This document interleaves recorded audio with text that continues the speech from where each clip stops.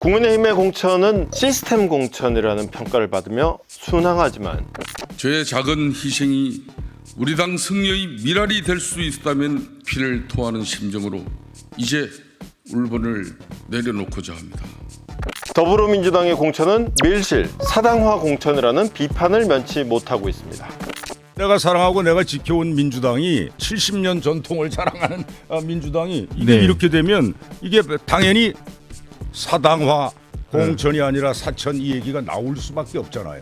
여야의 상반된 공천 모습이 여야 지지율이 박빙으로 바뀌거나 여당의 지지율이 더 높은 수치도 속속 발표되고 있습니다. 총선이 요동치고 있는데 정당 지지율이 이렇게 급변하기도 할까요? 그래서 준비했습니다. 오늘의 뉴스 특강은 부끄러운 지지자들입니다.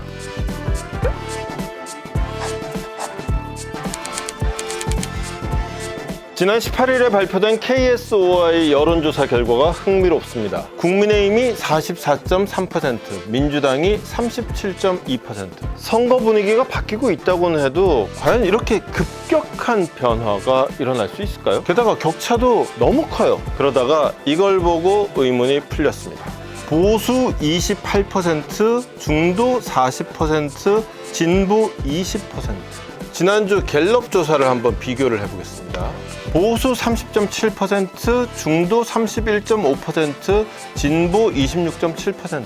큰 차이가 나지 않습니다. 유독 진보가 적습니다. 진보가 여론조사에서 응답을 하지 않은 겁니다. 민주당을 지지하는 사람들이 나는 민주당을 지지해요 라고 말하는 대신에 침묵을 선택한 겁니다.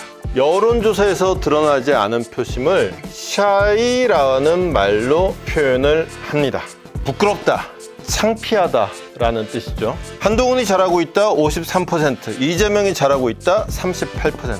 이재명을 지지하던 사람들이 하루아침에 한동훈을 지지하지 않습니다. 이재명을 지지하는 사람들이 입을 다문 겁니다. 이재명을 지지한다고 말하기가 부끄럽고 창피해진 겁니다. 과거 선거에서는 샤이 뒤에 따라 나오는 말은 보수였습니다. 그런데 이재명 대표의 등장 이후로 샤이 뒤에는 진보라는 단어가 따라서 한 단어를 만들어내고 있습니다. 지난 대선 때 여론조사 전문가들은 한 3에서 4%포인트가량 윤석열 대통령이 앞서는 것으로 선거가 끝나지 않겠냐고 예상을 했습니다. 하지만 결과는 어땠습니까? 모두 알고 계시죠? 0.7%포인트 차이라는 초박빙 승부로 결론 났습니다.